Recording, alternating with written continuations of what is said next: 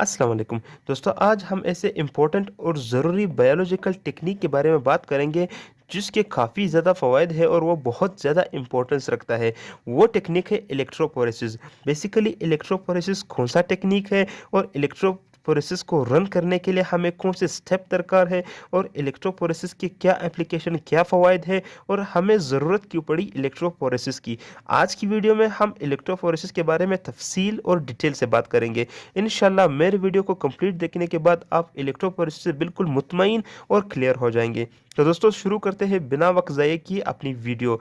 अब बात करेंगे इलेक्ट्रोपोरेसिस की। बेसिकली इलेक्ट्रोपोरेसिस क्या है, हम यहाँ पे क्लियरली डिफाइन करेंगे कि ये एक लेबोरेटरी टेक्निक है, यानी एक ऐसा मेथड है जो लेबोरेटरी में परफॉर्म होता है, in which the separation and analysis of macromolecules, जिसमें क्या होता है, सेपरेशन होता है, यानी इनको जुदा करते हैं या सेपरेट करते हैं, और एनालिसिस हम इनको परखते हैं, किनको, मैक्रो मॉलिक्यूल्स को, जैसे कि डीएनए, आरएनए और प्रोटीन्स वगैरह। अब दोस्तों किस बुनियाद पे हम इसको सेपरेट और एनालाइज करेंगे, तो इनके शेप, साइज और चार्ज की बुनियाद पर हम इन मैक्रोमोलिक्यूल्स को इलेक्ट्रोपोरेसिस मेथड या इलेक्ट्रोपोरेसिस टेक्निक के ज़रिए सेपरेट करेंगे और एनालाइज करेंगे, यानी उसको परखेंगे, उसको आइडेंटिफाई करेंगे। दोस्तों जो इलेक्ट्रोपोरेसिस है उसे जेल इलेक्ट्रोपोरेसिस भी कहा जाता है।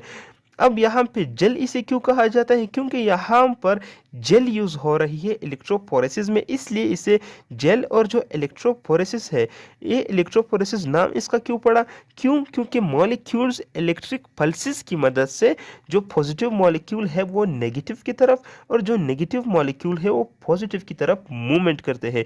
इस मूवमेंट, जो इलेक्ट्रिसिटी की वजह से जो मूवमेंट कॉज हो रही है, इस वजह से इसका नाम इलेक्ट्रोपोरेसिस पड़ा और इसमें जेल इस्तेमाल हो रहा है, इसलिए इसे जेल इलेक्ट्रोपोरेसिस कहा जाता है। दोस्तों अगर हम डीएनए का एग्जांपल लेंगे, तो डीएनए बेसिकली नेगेटिवली चार्ज है, जिसके लिए हम एगरोस जेल का इस्तेमाल करते हैं। जो जेल है, अगर हम डीएनए के लिए इलेक्ट्रोपोरेसिस टेक्निक परफॉर्म कर रहे हैं तो हमें ज़रूरत पड़ेगी एगरोस जेल की। और अगर हम किसी और प्रोटीन्स की जो है इलेक्ट्रोपोरेसिस टेक्निक कर रहे हैं या मेथड या प्रोसेस कर रहे हैं, तो उसके लिए हमें कौन से जेल की ज़रूरत होगी, पॉलीएक्राइल अमाइड। दोस्तों डीएनए के लिए एगरोस जेल और प्रोटीन्स वगैरह के लिए पॉलीएक्राइल अमाइड जेल का यूज़ होता है। इसमें दोस्तों बेसिकली कुछ स्टेप इन्वॉल्व है इलेक्ट्रोपोरेसिस को रन करने के लिए। इसमें कुछ स्टेप इन्वॉल्व है जिसकी हम बारी बारी तफसील से बात करेंगे। तो दोस्तों जो सबसे पहला स्टेप है वो ये है कि हमें जो जेल है वो तैयार करना होगा। अब हम यहाँ पे एग्जांपल ले रहे हैं डीएनए का। अब डीएनए का हम एग्जांपल ले रहे हैं, तो दोस्तों हम यहाँ पे तैयार करेंगे एगरोस जेल। एगरोस जेल कैसे तैयार किया जाता है दोस्तों, वाटर प्लस एगरोस पाउडर की मदद से हम जेल तैयार करते हैं, जिसे एगरोस जेल कहा जाता है। और दोस्तों जो जेल है उसमें क्या होने चाहिए, वेल्स होने चाहिए। अब वेल्स किसे कहते हैं और कैसे बनाएंगे वेल्स, दोस्तों सबसे पहले बात करेंगे कि वेल्स किसे कहते हैं। वेल्स बेसिकली ये जो डब्बे नुमा या ब्लॉक नुमा जो वेल्स बने हुए या जो सुराख बने हुए हैं, इसे कहते हैं वेल्स। और ये किसके मदद से बनेंगे, ये एक ऑपरेटस है, आमतौर पे हमारे बालों की कंघी की तरह होता है इसका शेप, जिसे कहते हैं कोम्ब। इस कोम्ब ऑपरेटस की मदद से हम जो जेल है उसमें वेल्स बनाएंगे। और दोस्तों ये जो जेल हम तैयार कर रहे हैं, ये हम एक ट्रे में तैयार करेंगे। अब दोस्तों आगे जो स्टेप है उसमें क्या होगा कि हम जो जेल तैयार कर रहे हैं उसे एक बफर सॉल्यूशन में भी रखेंगे। अब दोस्तों बफर सॉल्यूशन की ज़रूरत क्यों पड़ी, क्योंकि हमने चार्ज मॉलिक्यूल्स को मूवमेंट कराना है, इसलिए बफर सॉल्यूशन काफ़ी ज़्यादा ज़रूरी है इस प्रोसेस में। और फिर क्या करेंगे कि इस ट्रे को, जिसमें बफर सॉल्यूशन भी है और जेल भी है, उसको हम हुक करेंगे किसी चीज़ के साथ, पॉजिटिव और नेगेटिव इलेक्ट्रोड के साथ। पॉजिटिव और नेगेटिव इलेक्ट्रोड्स के साथ हम इसको हुक करेंगे, इसको कनेक्ट कर देंगे। अब दोस्तों इसके आगे वाले स्टेप्स में अगर हम बात करें, तो then the DNA fragments being cut by restriction enzyme with iridium bromide are pipetted into the wells. अब क्या होगा इस स्टेप में कि दोस्तों जो डीएनए फ्रेगमेंट्स है जिसे कट किया गया है रिस्ट्रिक्शन एंजाइम की मदद से। अब दोस्तों रिस्ट्रिक्शन एंजाइम क्या होते हैं, बेसिकली ये ऐसे एंजाइम्स होते हैं जो एक खास रिकॉग्निशन साइट पर डीएनए को फ्रेगमेंट्स में काट देते हैं या टुकड़ों में काट देते हैं। तो जो कटे हुए डीएनए के फ्रेगमेंट्स है वो क्या करेंगे, इथिडियम ब्रोमाइड के साथ। अब इथिडियम ब्रोमाइड की ज़रूरत यहाँ पे क्यों पड़ी, एक तो ये डीएनए को रन कराएगा और दूसरी बात ये ब्लू डाई देगा उस और हम इसे क्या करेंगे, पाइपेटेड इनटू द वेल्स, यानी जो वेल्स हमने बनाए हुए हैं जेल में, उसमें हम क्या करेंगे, पाइपेट की मदद से जो डीएनए है और इथिडियम ब्रोमाइड दोनों को डाल देंगे। उसके बाद क्या होगा कि जो हमने कनेक्ट किए थे हुक पॉजिटिव और नेगेटिव, तो हम क्या करेंगे, जो पावर सप्लाई है उसे ऑन कर देंगे, हम इलेक्ट्रिसिटी प्रोवाइड करेंगे। तब क्या होगा दोस्तों, the solution is negatively charge दस move to positive along with DNA fragments. अब दोस्तों हमने जो सोल्यूशन लिया था वो बेसिकली नेगेटिवली चार्ज है, तो क्या करेगा, वो नेगेटिव से पॉजिटिव की तरफ रन करेगा।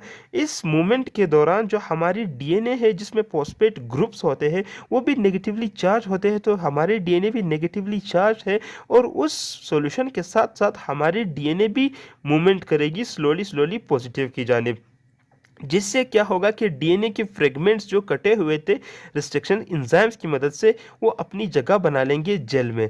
फिर क्या होगा दोस्तों कि हम इसकी कंपैरिजन करेंगे। अब दोस्तों ये इलेक्ट्रोपोरेसिस होता ही कंपैरिजन के लिए है। अब दोस्तों इस प्रोसेस के बाद हमें यहाँ पे इजीली जो जेल है उसमें क्या होगा कि जो डीएनए के फ्रेगमेंट्स है वो हमें इजीली हम उसे इजीली आइडेंटिफाई कर सकते हैं। क्यों? क्योंकि देखिए ये एक डीएनए है और ये जो है डिफरेंट रिकॉग्निशन साइट पर कटी है। ये एक डीएनए है, इसे भी रिस्ट्रिक्शन एंजाइम ने रिकॉग्निशन साइट पर काटा है। ये दूसरी डीएनए है और ये हमारी जो सैंपल है सैंपल डीएनए है। तो क्या है दोस्तों कि यहाँ पे जो एक जैसे डीएनए होंगे, जाहिर सी बात है उसकी रिस्ट्रिक्शन एंजाइम उसे एक ही जैसे रिकॉग्निशन साइट पर काट देंगे ना, जिसकी मदद से हम दो डीएनए को आपस में कंपेयर, या हमें कोई सिमिलर डीएनए जो है अगर कटी हुई होगी तो हमें इजीली हम उसे आइडेंटिफाई कर सकते हैं। तो दोस्तों यहाँ पे जैसे आप देख सकते हैं कि ये फॉर एग्जांपल ये हमारा जो है सैंपल डीएनए है, इसके साथ ये वाली डीएनए मैच कर रही है, तो जाहिर सी बात है कि इन दोनों का जो है रिकॉग्निशन साइट एक था, जिसकी वजह से रिस्ट्रिक्शन एंजाइम ने इन्हें एक ही जगह पर काटा और फ्रेगमेंट में तब्दील किया, और मूवमेंट के दौरान हमें यह पता चला कि ये दोनों डीएनए सिमिलर है। अब दोस्तों बात करते हैं एप्लीकेशन की, कि हमें ज़रूरत क्यों पड़ी और क्या फ़वाइद है इलेक्ट्रोपोरेसिस के, हम क्यों रन करते हैं ये प्रोसेस। तो दोस्तों सबसे पहले तो कंपैरिजन करते हैं। वही बात हुई दोस्तों कि इसमें हम कंपैरिजन करते हैं। फॉर एग्जाम्पल दो भाई थे, बचपन में बिछड़ गए थे, और जब वो बड़े हो गए तो वो एक दूसरे से मिले, और उन दोनों को आपस में लगा कि वो एक दूसरे के भाई है, लेकिन वो फॉर श्योर नहीं थी। तो वो क्या करेंगे, अपने डीएनए का इलेक्ट्रोपोरेसिस कराएंगे दोनों की। अगर उनकी डीएनए सिमिलर हुई तो जाहिर सी बात है वो दोनों भाई है, और अगर सिमिलर ना हुई तो वो दोनों भाई नहीं है। इस तरह ये हॉस्पिटल में भी यूज़ होता है इलेक्ट्रोपोरेसिस।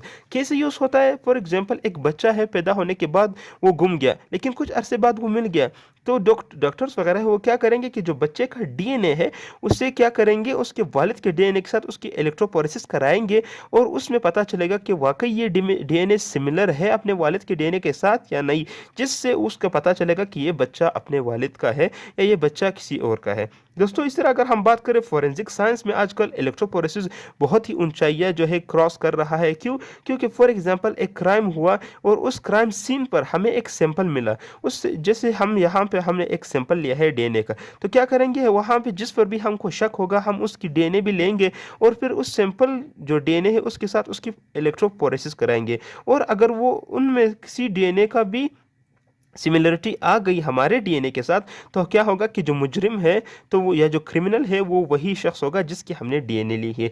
इस तरह दोस्तों इलेक्ट्रोपोरेसिस की मदद से हम एवोल्यूशनरी ट्री का भी बहुत आसानी से पता करा सकते हैं। तो दोस्तों ये थी हमारी आज की वीडियो। उम्मीद करता हूँ कि आपको इलेक्ट्रोपोरेसिस, इसके स्टेप्स बहुत आसानी से और तफसील से समझ आ गए होंगे। उम्मीद करता हूँ कि आपको मेरी वीडियो अच्छी लगी होगी। कोई भी सवाल हो, कैसा भी सवाल हो, आप सिर्फ मुझे कमेंट कीजिए, इंशाल्लाह मैं आपको उसका जवाब दूंगा। मिलते हैं अगली वीडियो में, तब तक के लिए अल्लाह हाफ़िज़।